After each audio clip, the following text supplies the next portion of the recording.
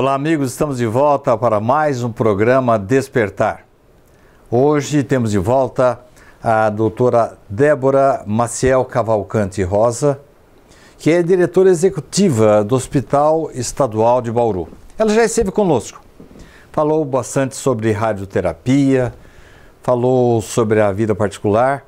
E hoje eu quero falar com a médica doutora Débora, o que ela pensa a respeito da medicina. Seja bem-vinda. Mais uma vez, é um enorme prazer estar de volta aqui com você, Sidney. Doutora Débora, os tempos atuais são muito diferentes do da minha infância. Eu vou completar aí 80 anos e me lembro, assim, de muitas coisas que contrastam com o tempo atual. Eu me lembro que uma vez eu fui ao médico e um homem inteligente, culto, que completamente descrente da homeopatia, por exemplo. Uhum. Não, isso é um placebo. Falei, doutor, mas o senhor sabia que é aplicada a homeopatia em animais, né? Que não tem o efeito placebo, né? Enfim, as coisas parece que mudaram muito. Eu queria, nesse início de programa, saber da sua colocação como médica, até que ponto a senhora pode falar em espiritualidade? Olha, eu vou voltando para trás nesse tempo de formada, que já passaram de 20 anos de formada.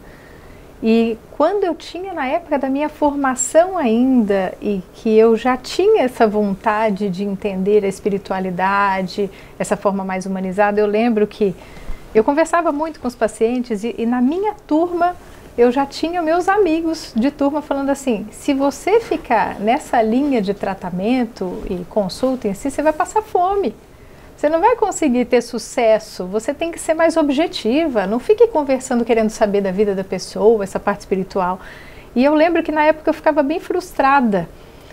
E ao longo desses 20 anos de formada, mudou muito, Sidney, mas muito mesmo, sabe? E eu entendo que hoje a gente consegue falar mais abertamente da espiritualidade porque a gente tem dados científicos. Então a gente tem vários trabalhos mostrando que isso impacta diretamente no tratamento, controle e até reversão de doenças. Então, eu já ouvi falar que a anamnese hoje é diferente, procurando saber, inclusive, a vida pregressa do paciente. Teve um congresso, eu não me lembro... Bom, explica para o telespectador o que é anamnese, porque eu sei porque eu li, né? A anamnese é a forma de você colher a história do paciente, o que ele está sentindo, qual é a queixa dele, há quanto tempo, por exemplo, eu sinto falta de ar. Tá, na anamnese eu vou querer saber como é a falta de ar, se é quando faz esforço, se ela melhora com alguma coisa, se ela fuma com alguma coisa, exatamente. Saber se teve doenças passadas, tem na família, então tudo isso a gente chama de anamnese. É você colher essa história completa do paciente, tá? Bom, então essa parte em si da anamnese, em específico, eu não vou me lembrar a data bem certinha, mas teve um congresso da Sociedade Paulista de Pneumologia, da SOCESP, em que eles já trouxeram um trabalho falando sobre a espiritualidade e com isso eles fizeram uma sugestão da própria sociedade para que os cardiologistas perguntassem aos pacientes, pelo menos 5 minutos da consulta deles, se dedicassem a perguntar da espiritualidade. Por que motivo? Porque viram que impacta diretamente na saúde deles. Por exemplo, os pacientes que infartavam tinham mais um histórico em relação a mágoas, angústias, arrependimentos, ressentimentos passados. Então, eles começaram a ver que faz sentido você perguntar ao paciente sobre isso, porque se ele consegue resolver melhor esse problema, que para muitos é entendido como emocional, mas para mim tem, lógico, um fundo espiritual também, que com isso você consegue evitar que esse paciente tenha uma doença futura. Então, olha o quanto isso impactou na medicina. Isso eu estou dando um exemplo da Sociedade de Cardiologia, que eu acho que os cardiologistas e os psiquiatras foram na nossa frente absurdamente em relação às outras especialidades. Todos os congressos de cardiologia hoje têm pelo menos um dia dedicado à espiritualização. Sim. Eu até não sei se é por conta do coração representar para nós o quê? Emoções, vivências, sentimentos em si. Então é extremamente subjetivo. Imagina você como cardiologista, você perguntar de tristezas, de arrependimentos, de raiva, né? Então é algo mais subjetivo, que é um pouco mais difícil para a gente lidar com isso. Então eles caminharam primeiro na espiritualidade, assim como os psiquiatras, com muitas doenças mentais. Então a gente vê assim, é só doença mental ou eu tenho algo a mais? E esse algo a mais é o que está vindo como o nome de espiritualidade, para a gente não colocar só numa religião em si, porque eu acho que não é o foco a gente falar de religião, porque cada um tem a sua forma e entendimento religioso, mas é baseado no quê? Numa crença do nosso espírito. Então todos nós, eu acho que das diversas religiões que tem muitas divergências, mas também tem muitas convergências. Então a convergência é essa, somos feitos também de espírito. Então se a gente sabe utilizar isso também para entender que a nossa doença não é só física, ela também tem, às vezes, até o início de tudo, como muitos já falaram para nós, até filósofos em si, que a nossa doença começa do espírito, da alma, e então transparece para a parte física. Mas seus colegas aceitam isso, que a doença é originária da alma? Nem todos, mas muitos já começaram a entender. Porque antigamente nenhum aceitava. Não, Alguém está aceitando? Sim, vários estão aceitando. Eu acho que é isso que a gente está tendo, essa mudança de proporção. O que antes era tudo uma negação, e aqueles que falavam sobre isso eram tidos como divergentes da medicina. Estão engrossando. Agora, você com a parte científica, com trabalhos em si, você está mostrando que existe um embasamento científico. Então, contra fatos, não há argumentos. Então, você precisa ter mais estudos. Se você não acredita na espiritualidade, então que demonstre isso cientificamente que eu estou errada.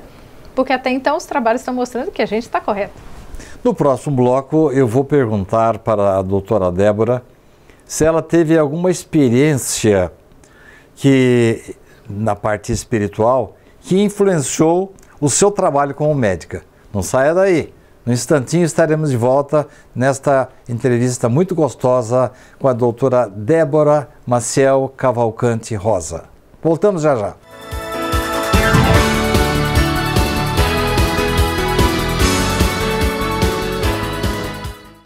Você pode ajudar a manter os serviços filantrópicos do SEAC se cadastrando na campanha Nota Fiscal Paulista e indicando a nossa organização como beneficiária na doação automática. Com a sua contribuição, nós recebemos o valor calculado do ICMS sobre as compras efetuadas e você concorre a prêmios de até R$1 milhão e tudo com custo zero. Toda vez que você solicitar o CPF no ato da compra, a doação automática ocorrerá. Cadastre-se no programa Nota Fiscal Paulista pelo site ou, se preferir, baixe o aplicativo no seu celular. Faça o seu login e siga o passo a passo que o sistema oferece. Escolha a opção Entidades e, em seguida, Doação de cupom fiscal com CPF automático. Pesquise pelo nosso CNPJ, Centro Espírita Amor e Caridade, e selecione prazo indeterminado. Pronto, agora você já está ajudando a assistir diariamente 1.125 pessoas através de nossos projetos na periferia de Bauru, no albergue noturno e na própria sede do SEAC. Caso tenha alguma dúvida, entre em contato com a nossa equipe. O Centro Espírita Amor e Caridade de Bauru agradece.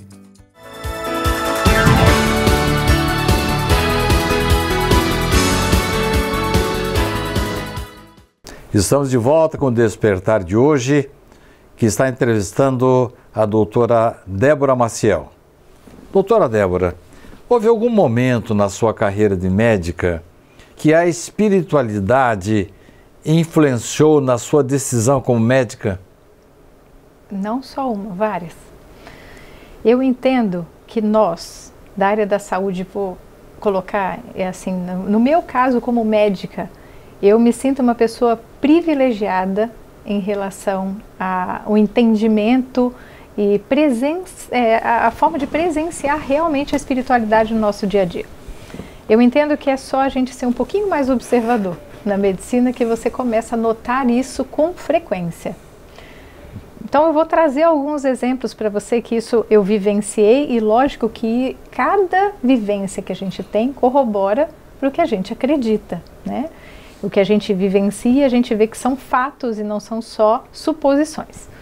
Uma delas me marcou muito e eu queria trazer para você, que foi uma paciente lá no estadual ainda, há vários anos atrás, e que ela estava com uma pneumonia, né? Na verdade ela tinha pus em volta do pulmão e foi um pós-operatório numa cirurgia de vesícula. E ela chegou para mim lá no hospital com esse pus em volta do pulmão, que a gente chama de empiema. Só para esclarecer, o tratamento desse pus em volta do pulmão, quando tem, você tem que drenar. Você tem que furar ali em volta ali do pulmão, colocar um dreno e retirar, porque esse pus não sai. Por mais que você tente entrar com antibióticos em si, ele acaba não conseguindo reverter sozinho. E ela tinha uma quantidade razoável de pus ali, estava tratando com antibióticos, claro, né? Mas ela precisava de fazer uma drenagem do tórax. E naquela época eu tinha pouquíssimo contato com, e ainda tenho pouco, não conheço muito bem, a religião da Umbanda, né? E eu lembro que eu estava com um colega e essa paciente falou, ela se recusava a fazer a drenagem do pulmão, ela não deixava nem eu tirar o líquido para ver se realmente era pus ou não, ela não queria. E ela falava assim, eu não preciso disso, eu vou ser curada. E era uma jovem, ela tinha os seus 20 e poucos anos, e eu falava assim, não, eu entendo que você tem a sua fé, que você vai ser curada, mas é que pode ser pus, então eu preciso pelo menos examinar para ver. E ela me deixou tirar, só eu mesmo que ela deixou, o pessoal da cirurgia ela não deixava encostar, e na hora que eu tirei uma seringa de pus, mas pus amarelo esverdeado, assim, não era para você ter dúvida se era pus ou não. E essa paciente, esse colega que tratava ali junto comigo, ele falou assim, ela é da Umbanda. Eu falei, mas por que você sabe que é? Ele falou, é porque ela está com aqueles colares. E eu não desconhecia e tudo. Eu falei, seja o que for, ela tem uma fé. E ela falava, eu sei que eu vou ser curada. Eu fui explicar para ela, eu falei, olha, essa é uma doença que precisa de um tratamento cirúrgico.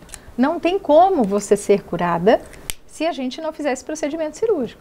Ela falou, eu não vou deixar ninguém fazer cirurgia em mim.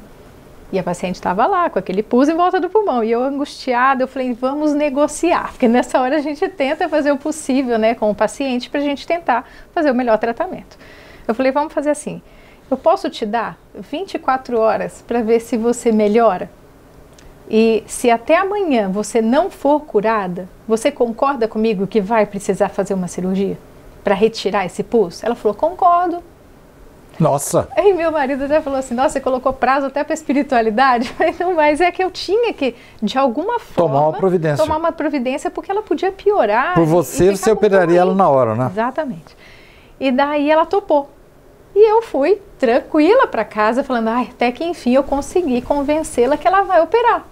Fui embora para casa.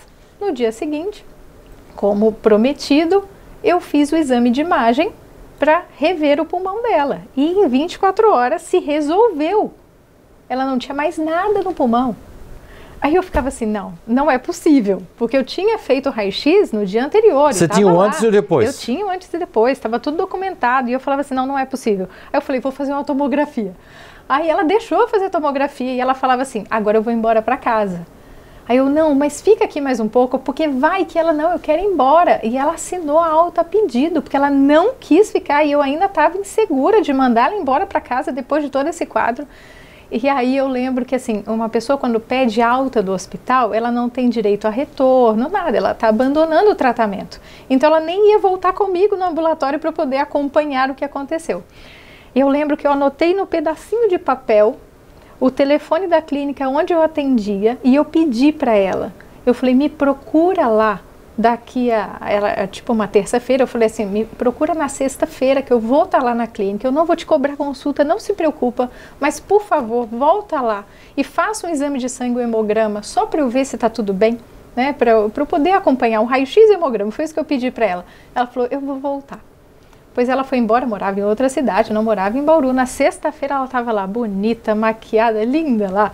Na sexta-feira trouxe os exames para mim, os exames todos normais. Meu Deus. Então eu guardo essa história com muito carinho, que para mim foi algo marcante. Tem várias, tá? Mas eu separei essa daqui como assim algo que foi extremamente importante de eu visualizar a fé do outro. Depois de um tempo, aí a gente tem as nossas histórias, né? Porque a gente vai aprendendo. Mas... se o outro ganha com a fé, imagina nós mesmos, né? Então, esse caso não foi levado para a sua equipe médica como estudo de caso para dizer o que aconteceu? Naquela época, a gente não havia ambiente? Nenhum ambiente, porque ninguém ia acreditar. E falar assim, você fez o diagnóstico errado.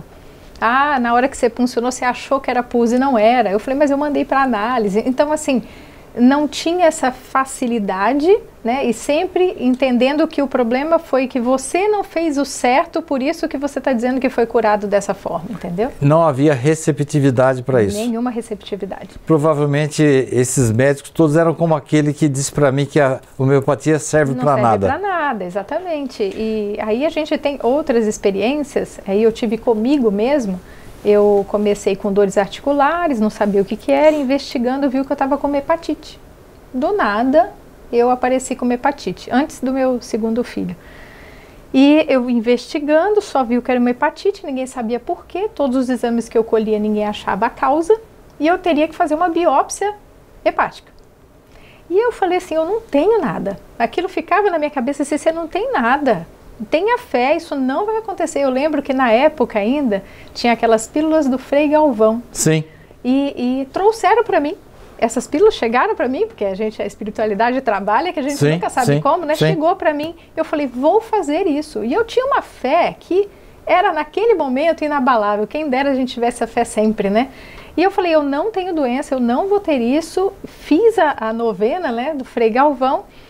E eu não fiz a biópsia e falei assim, vou sair de férias. Quando eu voltar das férias, se ainda tiver alteração hepática, eu faço a biópsia. E saí de férias. Quando eu voltei, minha mãe falava assim, você tá maluca? Por que você já não fez o exame? Eu falei, mãe, eu não tenho nada disso. Calma, você vai ver. Olha, eu já não tô sentindo mais as dores que eu tinha, vai estar curada. Aí passou aqueles 15 dias, eu saí de férias, fui lá colher o exame de sangue, já estava caindo. Olha só. E fiz outro exame de sangue e desapareceu. Foi a novena? Não foi. Foi uma hepatite? Não foi. A gente não sabe. Todos os exames eram negativos, mas para mim eu tenho convicção que com a fé que eu estava naquele dia, naquele momento, eu tinha convicção que eu não tinha mais nada. Você acha que houve uma interferência espiritual pelos seus méritos? Com certeza.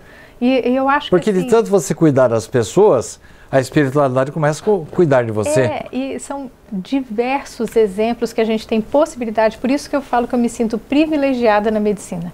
Que basta a gente começar a ver, ouvir e observar melhor. Todos esses casos de espiritualidade estão no nosso dia a dia, para a gente enxergar. Na medicina a gente tem mais facilidade, né? Dentro do hospital, muito mais facilidade. Mas para boa pessoa que gosta de observar, ela vai começar a ver isso em tudo na vida. Não saia daí, o programa está só começando. Já já estaremos de volta.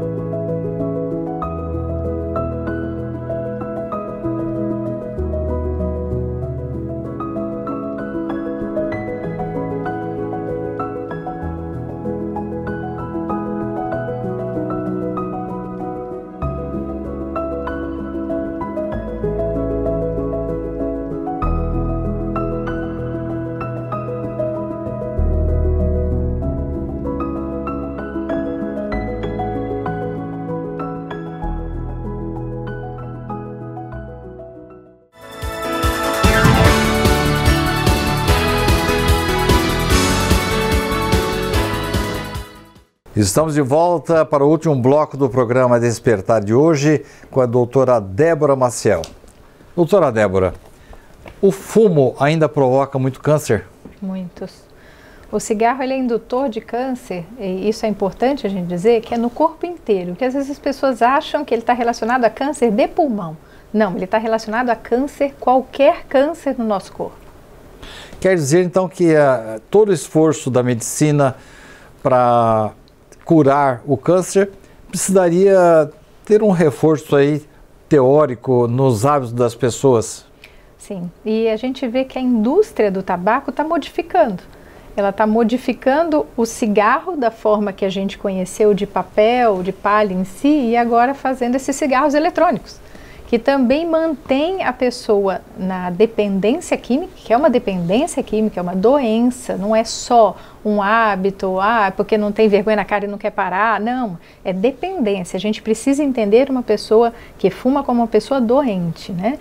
E que traz agora com essas mudanças outras doenças que a gente nem faz ideia. A quantidade de química que está sendo colocada nesses cigarros eletrônicos, são óleos, né, essências que coloca ali dentro. A gente está inalando metais pesados e óleo para dentro do pulmão. Quer dizer que a sociedade precisa mudar para melhorar as condições de tratamento. Eu acho que a sociedade, de forma geral, já está entendendo melhor a promoção à saúde. Atividade física, se alimentar melhor. Esse do cigarro ainda, eu acho que está faltando esse outro gatilho. Já entendemos do cigarro papel, antigo, mas agora também da conscientização dos mais jovens que o cigarro eletrônico também faz mal. Geralmente, você observa vários pacientes e vê um prognóstico negativo para todos, mas alguns se confirmam, outros não. A que a senhora atribui isso? Ao karma? Olha, eu acho que a forma da pessoa entender a vida e como ela leva a vida, os sentimentos, as emoções, o que ela entende como espiritualidade faz uma diferença absurda em relação a isso. E eu já conheci pessoas que estavam em estágios terminais, falando da doença física, mas num estágio espiritual tão mais elevado que ela não tinha o sofrimento. Então, muitas vezes a gente tem doença realmente que vai levar a você à terminalidade da vida, mas como você aceita isso, como você leva isso, é o que diz de como você vai viver seus últimos momentos em si. Eu tive um exemplo disso com a minha mãe, que morreu de câncer, e ela não teve nenhuma dor, e teve um desencarne assim bastante tranquilo. Doutora, eu, tempos atrás, vi uma cirurgia de uma mulher que tinha vários tumores na bexiga, e os médicos aqui do Ocidente desistiram. Ela foi para a China e lá ela recebeu tratamento de 3 magnetizadores e colocaram um visor à esquerda fixo com o antes e à direita um com o antes, mas que iria acompanhar o tratamento dos passes magnéticos. E, por milagre, o monitor da direita foi mudando e ela saiu dali sem o câncer. Como a senhora explica isso? Pois é, eu acho que tem muita coisa que a gente ainda vai descobrir. Nós somos feitos de energia. Ninguém tem dúvida disso. Nem a parte científica, nem a parte espiritual. Isso é um ponto pacífico entre eles, né? Então a gente só precisa entender como a gente atua com essa parte energética para a cura das doenças. A espiritualidade é uma forma que você tem de atuar com essa parte energética magnética. Há quanto tempo isso é estudado? O magnetismo é estudado, mas muitas coisas ficaram no passado porque entendia-se que era superstição, que era espiritualidade, e que isso não podia se misturar com a ciência. Mesmer, no século XIX, já curava pessoas com magnetismo. Exatamente. Então, você vê o quanto que ele estudou, o quanto trouxe para nós, e é um conhecimento que ficou meio latente, ficou parado lá atrás. Algumas pessoas ainda acessam esse conhecimento, mas agora, dos últimos anos para cá, eu vou até arriscar dizer dos últimos 10 anos para cá, é que a gente realmente começou a investir mais nessas pesquisas de magnetismo, de espiritualidade, de energia. A gente começa com as práticas integrativas, a medicina oriental o quanto traz para nós de benefício da medicina oriental. Está sendo aceita melhor agora? Está melhor aceita, tanto que se a gente for considerar no próprio SUS, que é o Sistema Único de Saúde, já passa a integrar o SUS às práticas integrativas. Nossa, que Você interessante. tem o Reiki como uma prática integrativa, né? Você tem a terapia de luzes, de cores, né, ultrassom, né, acupuntura, todas essas começando a serem mais discutidas, homeopatia. Então, algumas já entraram como práticas integrativas, outras ainda não.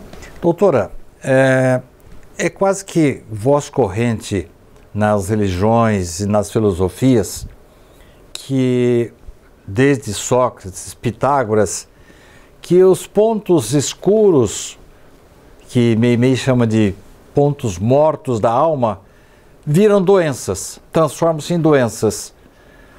A senhora percebeu algum caso em que a pessoa veio assim, com todos os maus prognósticos, mas uma pessoa boa, que continuou com o seu trabalho e que de repente ela foi melhorando e se curou ou não? Sim.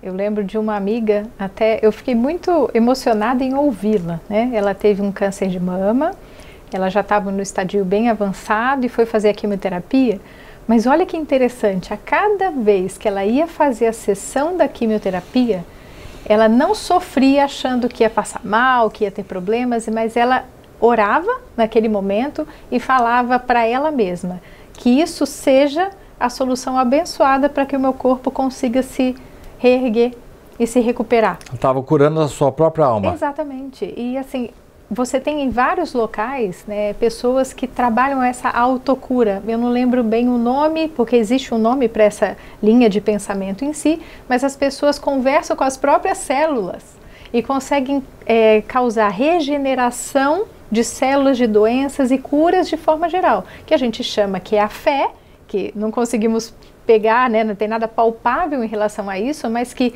certamente a gente tem casos todos os dias que a gente convive de falar, alguém se curou, alguém teve um milagre, né, presenciou um milagre. Doutora, infelizmente o tempo acabou. Eu queria convidá-lo para retornar, trazer mais casos para nós, mas eu queria que a senhora comentasse, para encerrar o programa, aquela expressão de André Luiz, se os médicos orassem. Os médicos oram?